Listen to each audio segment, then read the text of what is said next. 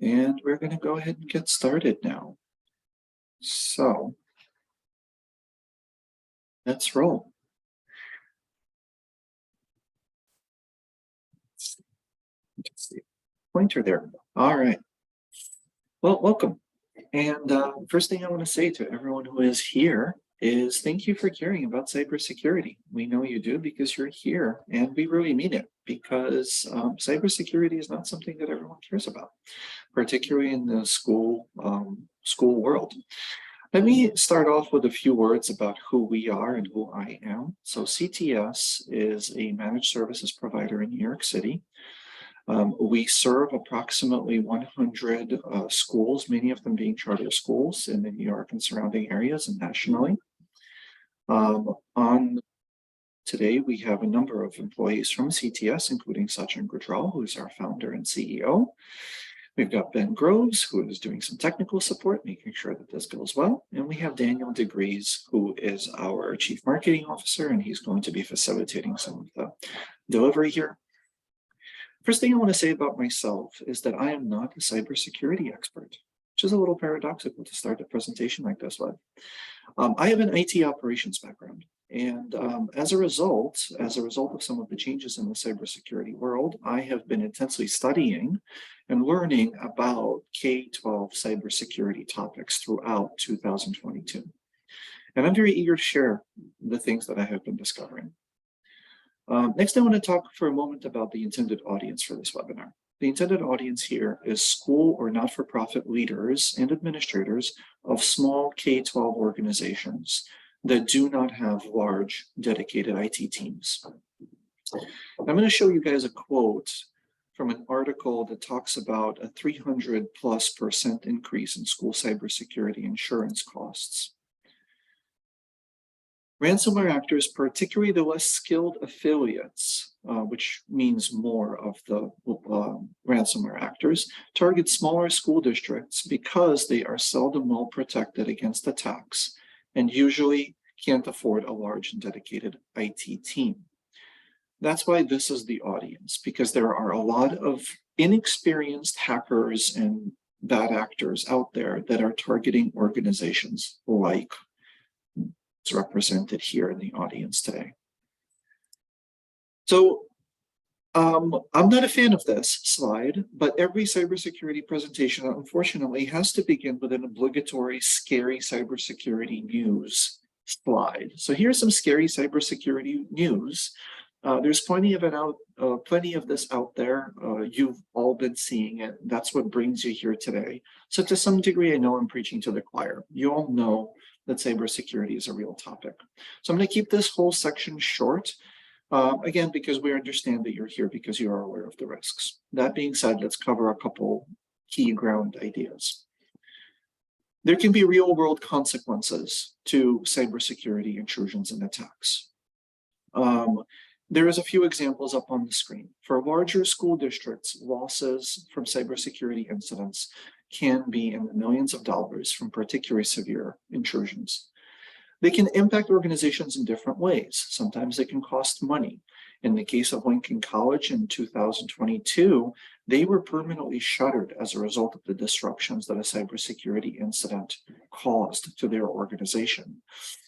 And in another case, the Los Angeles Unified District, they refused to pay a ransom for a large number of files that had been stolen from them. And in order to get back at them, the folks that stole them, they exposed these files, which contained various confidential information, as well as private information of various kinds. So there can be a variety of impacts. And the losses that stem from these incidents can not just have direct costs, they can also cost in loss of productivity, bad publicity, as we're seeing in some of these headlines, added payroll hours and having to deal with the repercussions of an attack, investigations, legal expenses, and so on. So the costs can really rack up pretty quickly. Here is a whole bunch of more recent headlines. There is a lot of this stuff out there. What does it all add up to? What it adds up to is that cybersecurity incidents for K-12 are on the sharp increase since the year 2019. And you can see here that the incidents are increasing, and it is expected that for 2022, the continued rise in cybersecurity incidents in the K-12 space will continue to increase once the data for the year is fully released. Let's go over a short history of the cybersecurity landscape. Until 2019, we very seldom here at CTS saw cybersecurity incidents other than routine virus infections and the occasional annoyance of spam email. Starting in 2020, however, we started to see a significant increase in social engineering and spear phishing attacks. These are attacks where a threat actor takes the time to learn about an organization, understand who its decision makers and key staff are, usually in an attempt to steal or extort money from the organization. An example of a common scheme might be to impersonate a CEO or similar organizational leader and send an email acting as the CEO to whoever it is that pays the organization bills, asking for an organization to urgently wire funds to some legitimate seeming account or business partner, but where the account to which the funds are being wired is not legitimate. In 2021, we've begun to see multiple specific attacks of this kind of nature. And threat actors select specific organizations, including charter school organizations, as their targets. They plan their attack, and they attempt to circumvent their defenses. We're aware of charter school clients that have experienced losses in these kinds of attacks that extend into the six-figure range, unfortunately. So what changed? What happened after 2019? There's a couple of theories on this. So there are pandemic effects. We are aware that correlated with the pandemic, for whatever reason, there has been a massive general spike in cybercrime throughout the world and throughout all industries. This is also evidenced by some of what cybersecurity insurance industry experienced. Starting in 2019 and extending into 2020, the cybersecurity insurance industry experienced periods of massive losses. They lost billions and billions of dollars because the amounts of claims coming in from incidents very significantly increased the revenues they were collecting on premiums. As a result, cybersecurity insurance premiums started to very rapidly spike. This also resulted in cybersecurity insurance firms imposing new stringent requirements on renewing insurance. All sorts of questionnaires started coming out, and depending on the answers to the questions that show up on those questionnaires, it affects two things. It affects eligibility. In certain cases, certain combinations of answers to these questionnaires may make you ineligible for cybersecurity insurance. In other cases, it simply affects the premium that you have to pay. And the higher the risk of your organization, the higher the premium. And this is how the insurers compete with one another. They are, in effect, actuarial risk management companies, and their job is to try to accurately estimate what each one of those line items, how much does it really cost? How much of a discount to give you? So this is what they're getting good at. This is what their focus is, to try to understand what defense measures are going to correlate to reduced risk. Let me say there's a lot of CTS clients on this webinar, so I'm going to talk for just a moment about the CTS specific response to these developments. First of all, we've implemented a significant cybersecurity program to shore up our internal security. Next, we began working on offerings for our clients in order for our clients to become secure. And recognizing that we are not a cybersecurity company historically, but an IT support company, we have partnered with an experienced cybersecurity company that's been in the business for almost 20 years in order to provide cybersecurity services to our clients as a partnership. Which brings us to today and getting the word out, making sure that everyone is aware of what the risks are and what steps can be taken in order to protect them. Let's talk for a moment about IT support and cybersecurity. Some folks, the standard seems to be that for folks to believe that if you have an IT security vendor or an internal IT support department, then those are the folks that are going to take care of your cybersecurity and protect you. There's a problem with that, however. Support and security are two different animals, two different beasts. IT support generally aims to make everything accessible and easy to use. That's our job, to facilitate the end users being able to be productive, efficient, and not get in their way, remove roadblocks from what they need to do. The role of IT security, on the other hand, is to make everything inaccessible for misuse, protect all of the organizational data and information, and to erect roadblocks in the way to accessing information so that a bad actor cannot do so. And because an IT support organization like CTS we are an IT support organization, we are to some degree at the sort of receiving end of what our clients want. Same thing for internal IT departments. And our clients generally ask for ease of use and not for security, because that is where their focus is. How do we get our teachers to teach in the classroom and not be distracted? That means that the emphasis of how we do things generally tends to be from an IT support and ease of use perspective and not the cybersecurity perspective. That is why a different party is needed. So we want to take a look at this concept of security as risk management. Risk management is a common term in the financial sector and in the WAN financial management. And so a useful way to think about this is that another party needs to get brought in, which is the financial party. Now, a key idea to understand here from a risk management perspective is that a working cybersecurity protection program, policies, procedures, software, whatever you've implemented, if it's working, you may not have an incident because it is reducing the threat of an incident occurring. However, no incidents occurring does not necessarily mean that you have effective cybersecurity protection. It may mean that no one has attempted to exploit an area where you're vulnerable, even if that area would be easy to exploit if a bad actor hit the right nail on the head. So viewing cybersecurity as a risk management practice is a way for the finance arm of your organization to get involved and to have a role to play in the technology realm, because the finance arm of your organization is already doing risk management by working with insurance. Why do you have workers' comp insurance or general liability insurance or any other form of insurance? It's to lower the risk that your organization is subject to. Cybersecurity works exactly the same way. And that is why your finance folks can be in discussion with your operations folks in the same way that support and security are in discussion to try to balance the needs of ease of use and ease of access by your people versus the security needs of an organization and your overall risk profile. There is also a parallel between security and cybersecurity in particular and education itself. Both are a journey and not a destination.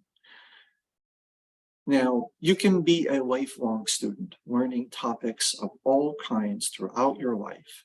But before you're able to master quantum physics, you're going to first need to learn how to read and write and do basic arithmetic.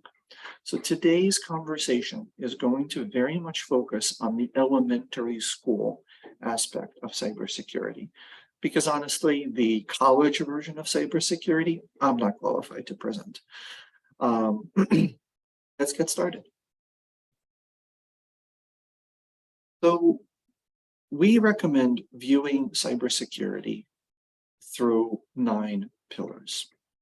The top 5 of these pillars are up on the screen now. These are the most important items in your cybersecurity program, and they are significantly more important than everything else.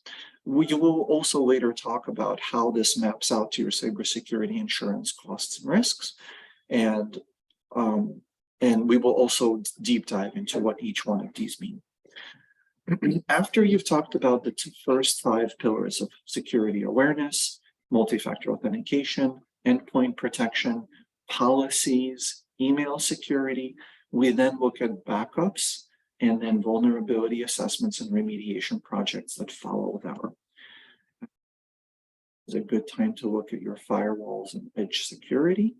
And only after that, you want to look at your internal network security and associated systems.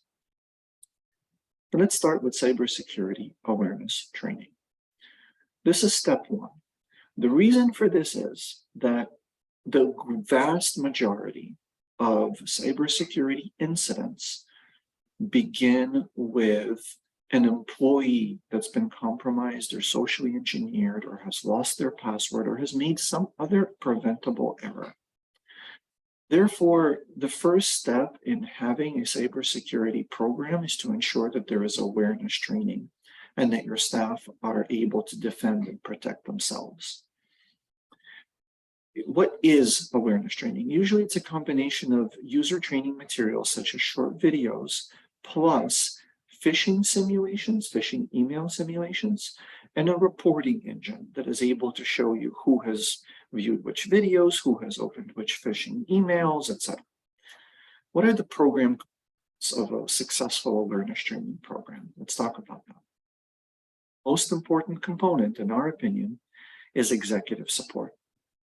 If you are the leader of an organization, before you do anything else, you want to make your staff aware that cybersecurity awareness is important to you and for it to become a priority and for you to enforce and communicate that this is something that you care about and you're tracking. Next, after that's in place, you're going to need some software. Software to deliver trainings, software to deliver phishing simulations. Once you've done that, though, the next step is to actually tune that software system to work for you and to review it periodically. And so a successful awareness training offering is going to combine the software that you get with periodic services and check-ins with whoever is administering the system, perhaps on a quarterly basis is our recommendation.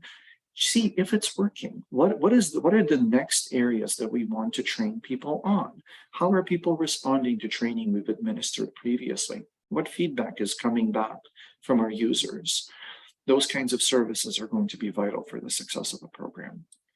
Finally, there is compliance. Well, if somebody is ignoring your awareness training program, are you going to know about it? And what are you going to do about it? Defining that at the beginning is going to allow for a successful program as it moves forward. Once you're done with step one, we move on to step two. Identity management. Now, this is a complicated topic. Out of the top 5 steps that we're going to talk about, this is probably the most technically sophisticated one.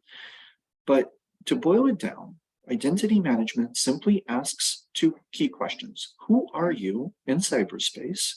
How do applications and systems know that you are who you say you are?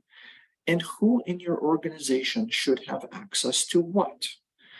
In order to be able to limit access to any particular piece of data, you need to be able to define who the people are. And in order to have a good definition of who the people are, you need an identity management solution. Step 1 of this is called federation.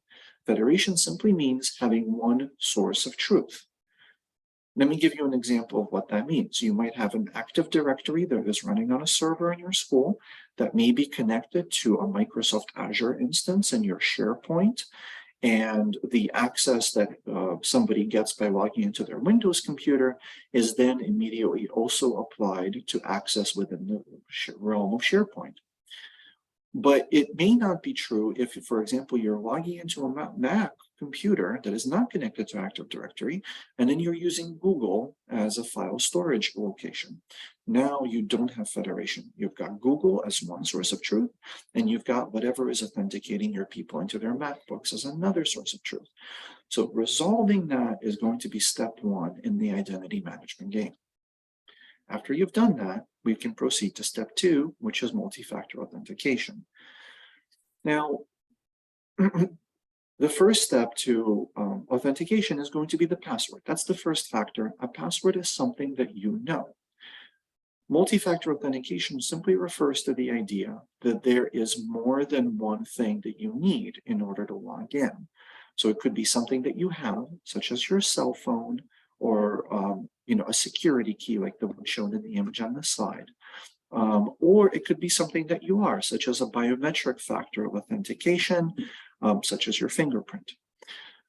Being able to combine your password with anything else radically increases the security on your account. The problem is that if you have many accounts on many different systems, now by enabling multi-factor authentication across all these systems, you have erected barriers to access that get in the way of your users being able to do their jobs and access their data. And in the classroom, that can mean significant disruptions.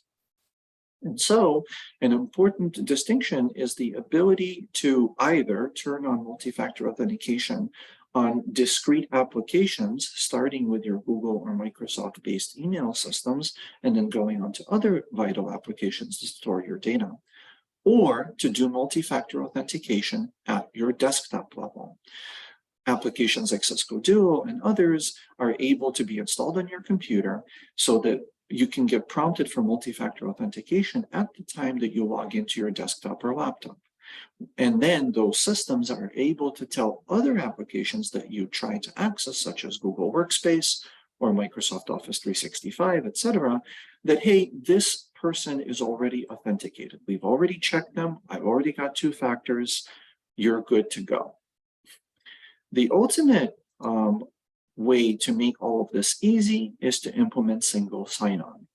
Single sign-on connects a centralized multi-factor authentication source, such as Microsoft Azure Identity or something like that, or desktop MFA, with all of your applications across the board so that all of your applications can be entered into based on your authentication into one singular place. Once you're done with implementing multi-factor authentication and identity management, you move on to step 3. Step 3 talks about protecting your endpoints. Endpoints are just a fancy term for laptops and desktops for the most part. Sometimes Chromebooks and other devices. We're all familiar with antivirus. We've all been using antivirus for decades. Everyone knows that it is essential and that it must be present. What does antivirus do? Antivirus protects endpoints from known threats based on heuristics. Heuristics are simply characteristics of files that antivirus providers know. They're like, oh, if this has this virus, it's going to have this characteristic. We look for it in any file that comes into the computer, and that helps to protect. Antivirus programs update periodically, often once a week or something like that, in order to update the list of threats that they're aware of and can protect you from. Unfortunately, this method of protection does not cut it in 2023 any longer. That is why many new systems have come to the market that enhance the level of protection available. The next level of protection is offered by next generation antivirus, or NGAV.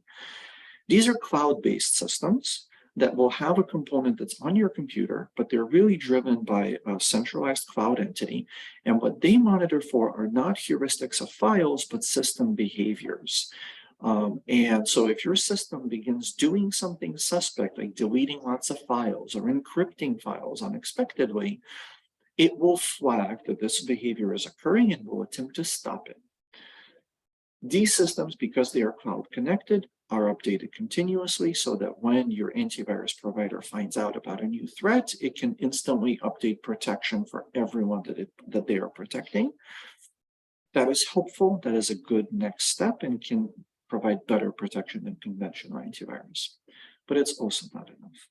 The next step after that is EDR, or endpoint detection and response.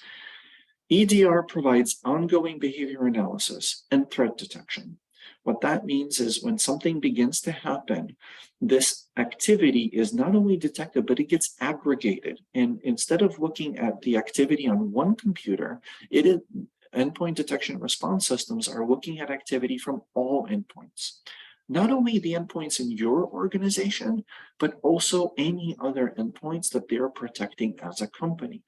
Once suspicious activity begins in one place, They are able to look for patterns because this activity is being aggregated, it is being looked at, it is being actively analyzed on a constant basis by the provider of EDR software. And as soon as a defense can be rendered against a new threat, it is able to be applied across the board. Unfortunately, even though this is a great engine to have at your disposal, it requires constant monitoring and interaction.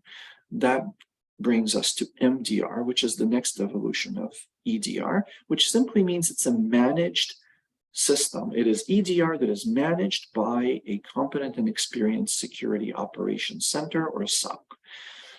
Typically, this is a whole bunch of security analysts that sit in cubicles somewhere, and they're looking at all of the detections and all of the activities in your environment and environments like yours, and is looking for threatening behavior and suspicious behavior and responding to it in real time. The next evolution after that is called XDR, which combines protection for endpoints and protection for your network systems themselves and monitors the activity on your network for suspicious behavior. Looking at the capabilities of these systems, it can be represented as an inverted pyramid where the capabilities go from antivirus to XDR on a spectrum. And the objective for 2023 is to get everyone, as many people as possible, into at least the EDR or MDR space. Some of the differences between antivirus and EDR, they're shown in this nifty little chart we've got over here. So you can see that EDR adds behavior-based protection, it adds centralized management, and it can add automated response based on artificial intelligence. And, you know, the analysis that is available from historical analysis of threatening behavior, bringing the power of AI to analyze new threats and stop them quicker. Now, with endpoint protection, we move on. Policies, procedures, and compliance. And we begin with an incident response plan. What is an incident response plan? It's an answer to the question of, if something happens, what are we going to do? For example, if we suffer a ransomware incident, will we pay that ransom? That is not a decision you want to be making when your people cannot work because their workstations have been encrypted. That is something you want to have decided ahead of time and made a playbook for different kinds of common scenarios. After you've got an incident response plan, you want to move on to a disaster recovery plan. If something bad happens and we've got impact and work stoppage, how do we get back to work? What are we going to do? What is our plan to get back to work, to recover from backups, etc.? And once we think we have an idea of what our plan is going to be, are we going to test it? How often are we going to test that plan to see if it actually does get us back to work? Performing those kinds of simulations on a periodic basis as part of formulating an effective disaster recovery plan. After that, we want to create password policies. Even though we may implement multi-factor authentication earlier in our cybersecurity program, sometimes the security of our passwords are the only defense available. Every once in a while, hackers and threat actors are able to bypass multi-factor authentication to attack your organization. And certain passwords are going to be a lot easier for them to attack than other kinds of passwords. Getting your users educated on the difference, making sure that they have effective passwords, making sure that they're changing those passwords periodically, so that if a password is stolen when an organization like LinkedIn or Google or somebody else out there gets hacked, and a password you might have used that may be a good password, but it could get stolen from any website where you've used it before and could then be used to attack your email and your other systems. So having effective policies around all of that and compliance around all of that is going to be really important. After we've done that, we want to look at our patching and updates. We all know that there are security updates that come out for all sorts of systems all the time. So how are we implementing those? How frequently is our Windows being updated? How frequently is our Mac OS being updated? Are we going to try to defer updates for as long as possible so that, God forbid, a teacher might ever be interrupted by asking their computer to reboot, Or are we going to say that this is important and it needs to happen no less than once a month? Those kinds of policies, are they being followed? Having all of this written down is going to be vital for your security and for your cybersecurity insurance protection premiums. These are all things that they ask about. The last policy that we'll talk about today is an inventory group of policies that can be grouped under inventory. Acceptable use policies. If you're giving devices to your staff or your students, what is an appropriate way for them to use it? What can they not use them for? Can they use your devices to hack other people, send, spam storms and things like that? You need to have effective inventory control policies. If a computer is changing hands from one person to another, how are you capturing that change?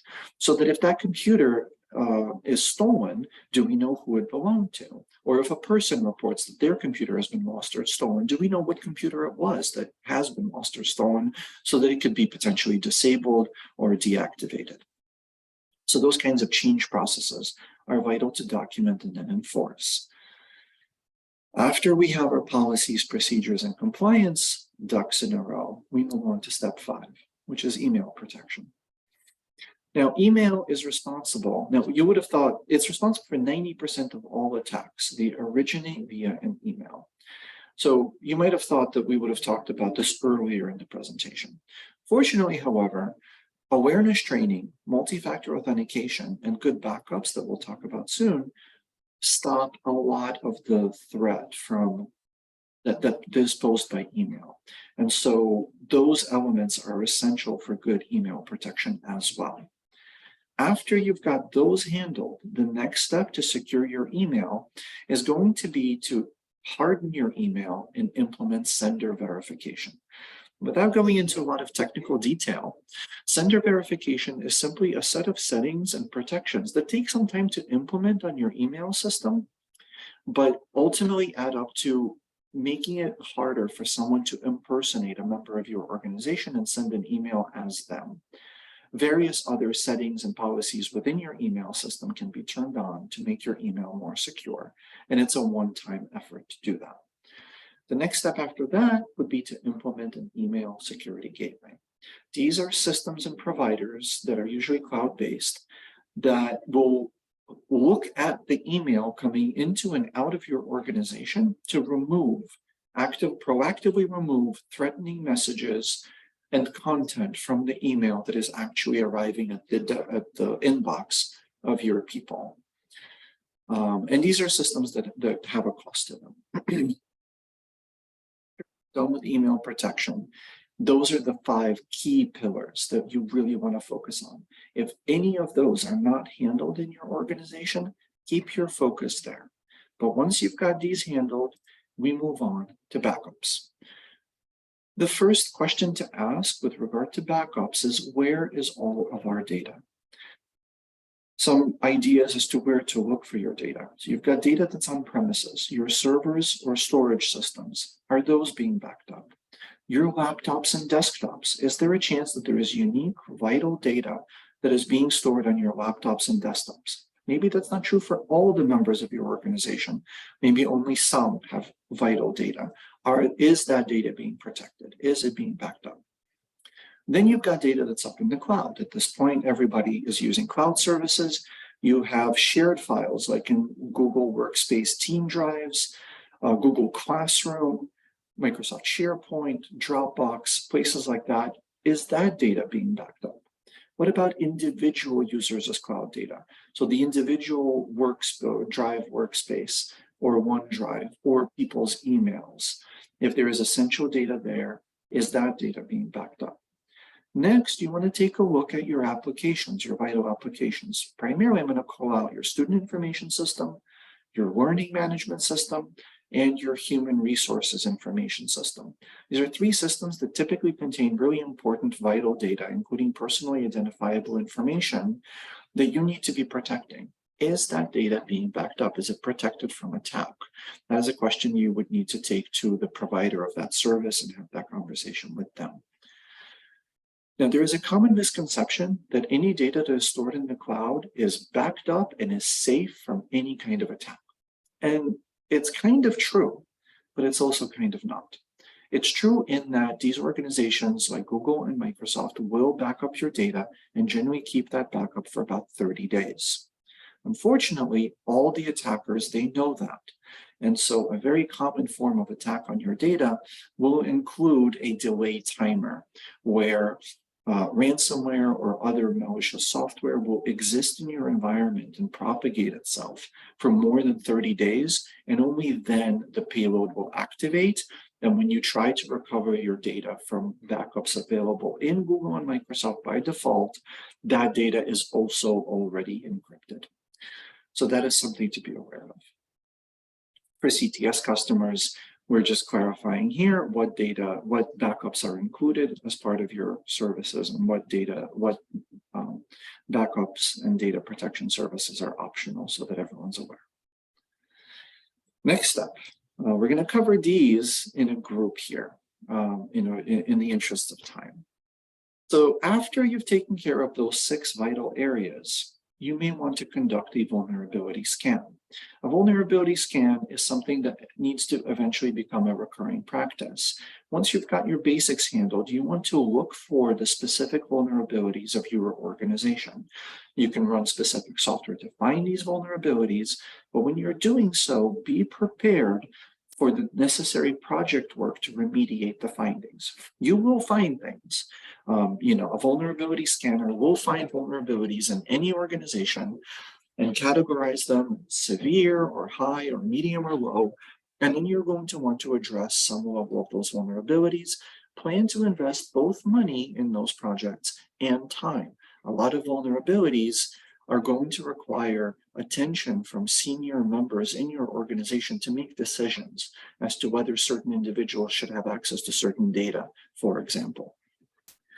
After you've done that and have implemented a vulnerability scanning program, you can take a look at your edge security and firewalls. Now, in some cases, your firewalls might be your #1 risk unless they're properly managed, because external threat actors from other countries and whatever are constantly trying to scan the entire internet for vulnerabilities. And so if there is a vulnerability in your firewall, odds are people have already tried to exploit it.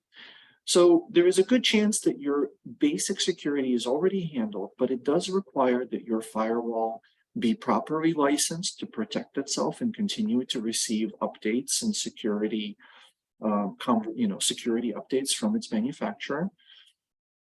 And it's important to maintain that. Another thing that firewalls do for many schools is content filtering, which is essential in order to protect your students and staff from malicious content on the World Wide Web. Firewalls are also able to provide an additional layer of protection from viruses, malware, and they're also capable of event logging, which is maintaining a thorough record of anything that happens that's going in and out of your network, and that can be really important for the forensic research in the event that there is an incident that occurs.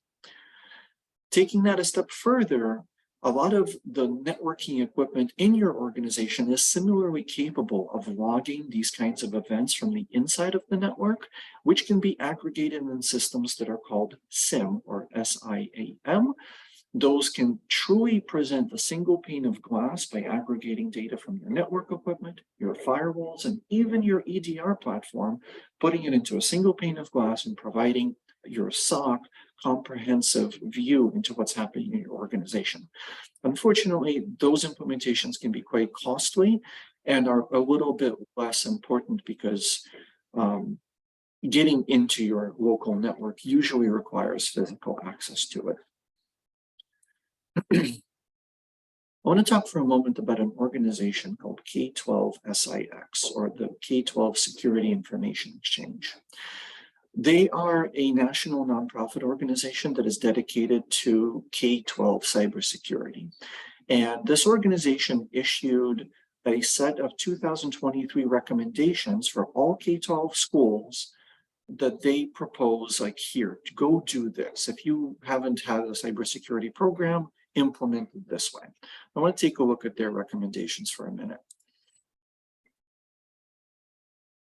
So here's their list of recommendations in the order that they propose it. And here is how the pillars that we are proposing apply to these.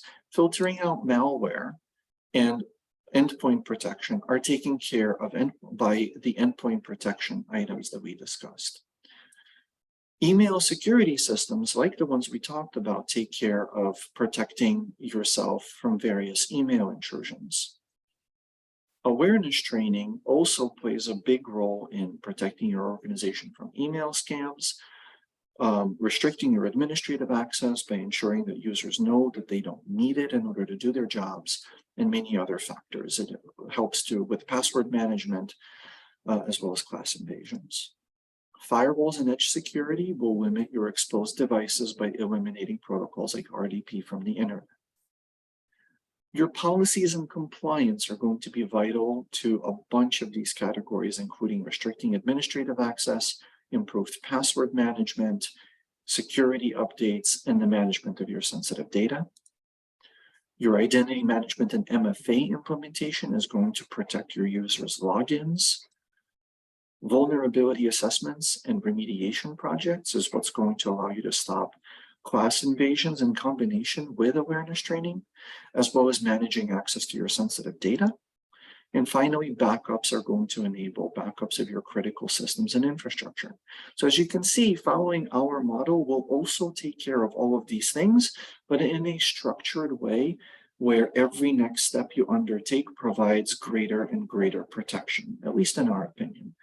But ultimately, you end up with all of these things being handled. The only thing that is not in this list is network protection and SIM. And you can see that is why we have it as a final pillar of cybersecurity. I want to connect for a moment for the next steps. I want to connect the things that we've reviewed in 9 pillars of cybersecurity with what you will commonly see from cybersecurity insurance providers, such as Travelers. There are many of them. There's about 60 companies in that market. But we want to take a look at what they look for and our recommendations. So first of all, if you engage with a cybersecurity company, very typically, their workflow will begin with a vulnerability assessment. And it makes sense because if you're engaging a new partner, the first thing that they're going to do is they're going to want to understand where you're vulnerable. They're assuming that you've already protected yourself from a bunch of different things. They don't want to waste their time. We don't feel it's an ideal first investment to make because there are 6 things that we know you have to do, which are those first 6 pillars of cybersecurity. And making investments in any of those areas to address them are going to be vital for a successful vulnerability assessment or a successfully completed cybersecurity insurance firm. You will find that if you take care of the 9 pillars that we've talked about, most of your cybersecurity risk application is going to be checked off in positive ways. We have a few examples of this. So, for example, implementing multi-factor authentication for privileged access, so implementing a desktop MFA application will resolve checkboxes throughout almost anybody's cybersecurity questionnaire and will contribute to a lower premium on your cybersecurity insurance. Implementing policies and procedures is going to, or awareness training is also something that they will all universally ask about. And that brings us to the end of this presentation. And I'm very glad that we have a few minutes available here for questions.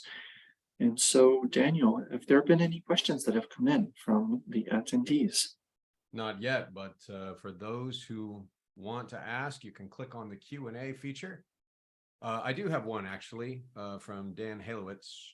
So the question is, do we regularly conduct vulnerability scans for our clients?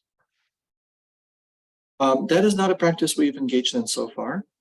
We are evaluating that and may implement that later in 2023. Right now, it's something that we can offer as a service to clients that request it on a project basis.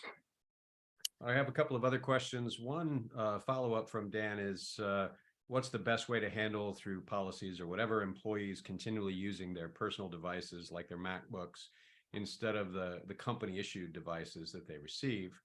And then someone else is asking about the cost of CTS services related to cybersecurity.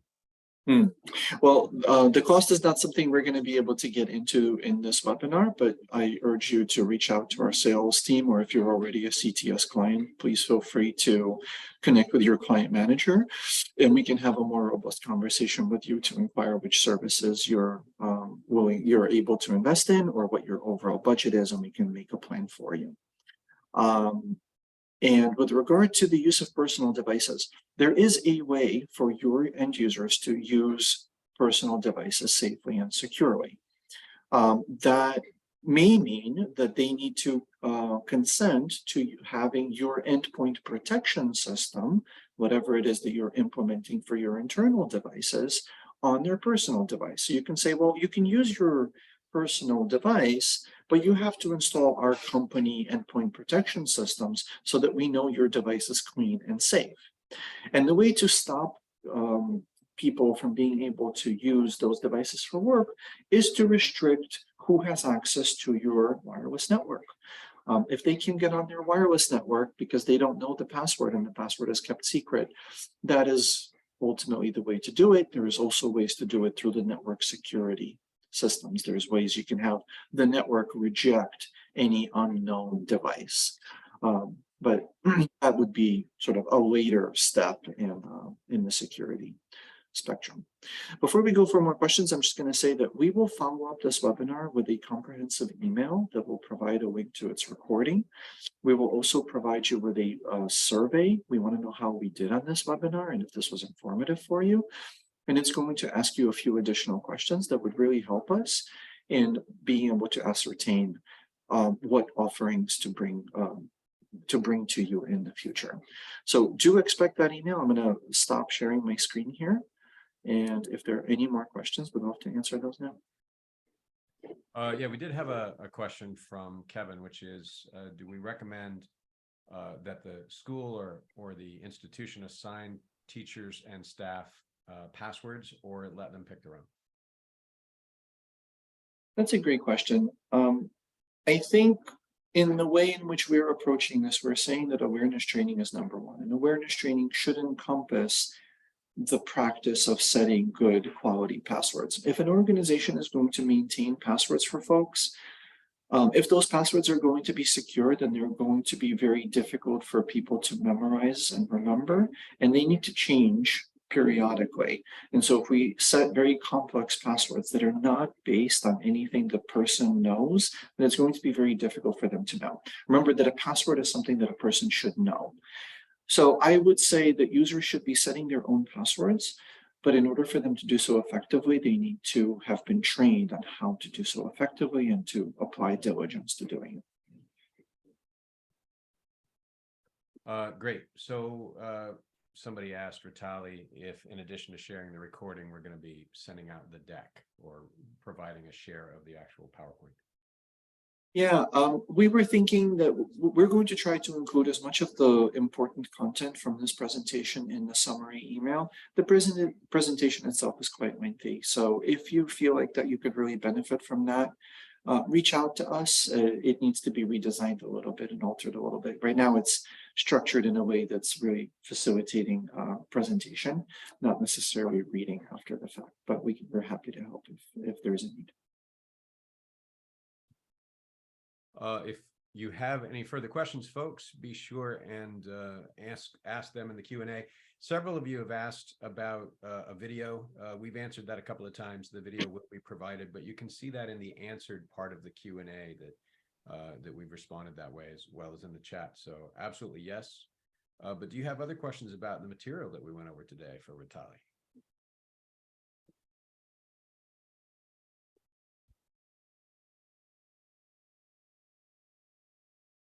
Chances are, if you're thinking it, somebody else is thinking it too. So don't hold back. Speak up if you're not, if you're holding back, because there's 43 of us here and we want to make sure we get your question in front of everybody. We've covered a lot of ground today, so I wouldn't be surprised if you're experiencing a bit of an informational overload. Like I said, we will provide a good summary of what we've covered here. And it is my hope that we gave you some good ideas as to where to start with cybersecurity. Seeing any more questions come in, so I'm happy to give everyone a few minutes back in their busy day. And yes, so really helpful question just came in. So if you're a CTS client and you are interested in implementing the 9 pillars, and you are going to create a budget and dedicate time and attention, reach out to your client manager, let us know how far you're prepared to go, and we will support you every step of the way. We can't make you want to be more secure, and that's what this presentation is all about.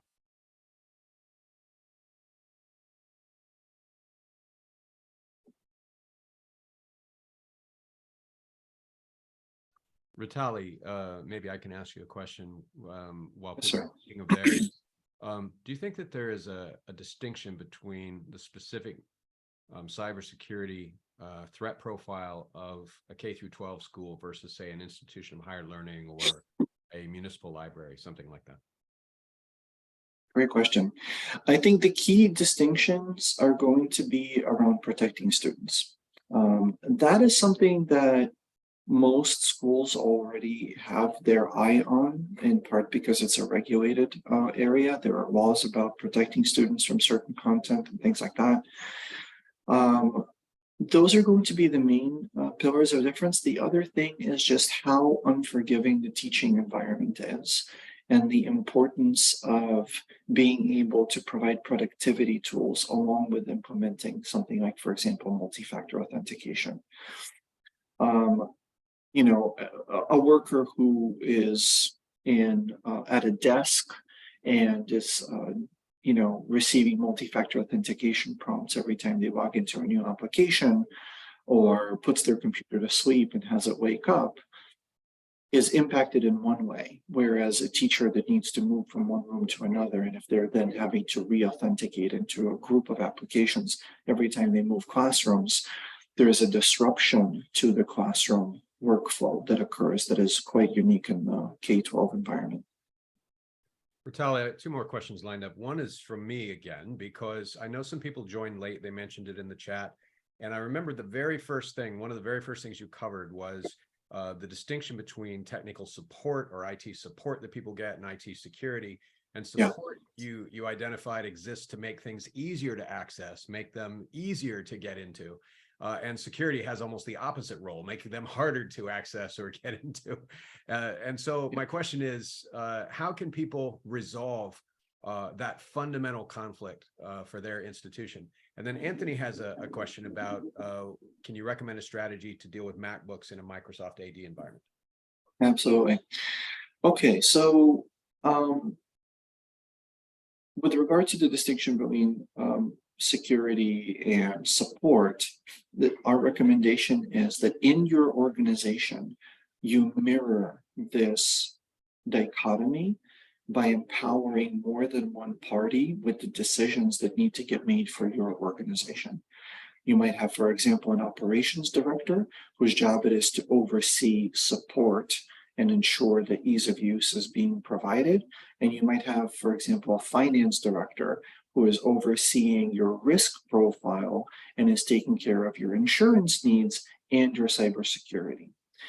And that will mean that 2 important leaders in your organization who both have the best intentions for your organization at heart are able to work together and collaborate on how to best find a mix and balance for your organization between security and support, ease of use, and protecting your data from use. So that's our recommendation. This is what, you know, most large enterprises will have an IT support organization, and they will also they'll have a CTO, and they'll have a CISO, or a security officer. These are 2 individuals that would commonly report to the CEO of an organization. That kind of a distinction needs to be mirrored in all organizations that want to take cybersecurity to the next level at an organizational level. To Anthony's question, thank you for the question, Anthony. So the answer to your question gets fairly technical. However, in general, so the first step to identity is federation. The fact that your MacBooks are authenticating into a Microsoft Active Directory is a great first step, because it means that you do have a single pane of glass and you do have a federated identity available to you in Active Directory that is governing the login to your devices. That identity can then be connected up to the Microsoft Cloud. That can be synchronized into the Google Cloud and into other applications. So that's a great start.